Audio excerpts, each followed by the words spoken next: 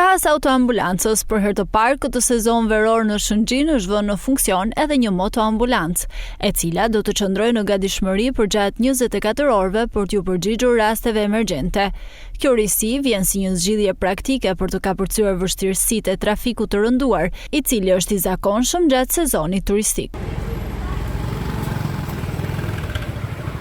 Koordinatori i urgjencës në Spitalin Rajonal të Lezhës, Ledion Prendi, bën me dije se motoambulanca është e pajisur me të gjitha mjetet e nevojshme mjekësore për të ndërhyrë në rast të urgjencash, duke përmirësuar ndjeshëm kohën e reagimit të bluzave të bardha. Spitali Rajonal i Lezhës dhe qendra kombëtare e urgjencës mjekësore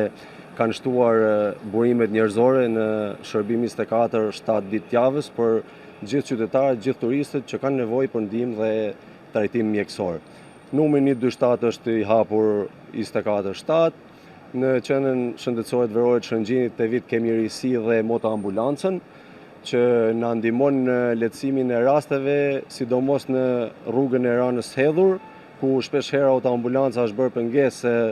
nga trafiku i rënduar, duke u vënuar në për misionet që ne kryejmë, dhe ekipi i parë që është caktuar me motoambulancën na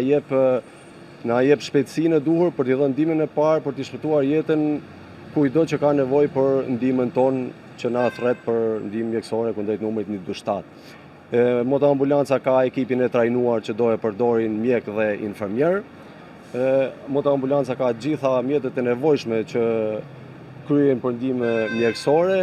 duke filluar që nga defibrilatori, çanta e emergjencës, bombla oksigjenit, pra deri në mbërritjen e ekipit dytë që është autoambulanca, që është pas motorit, ne i kemi shpëtuar jetën shumë qytetarëve që janë rrezik mbytje, aksidente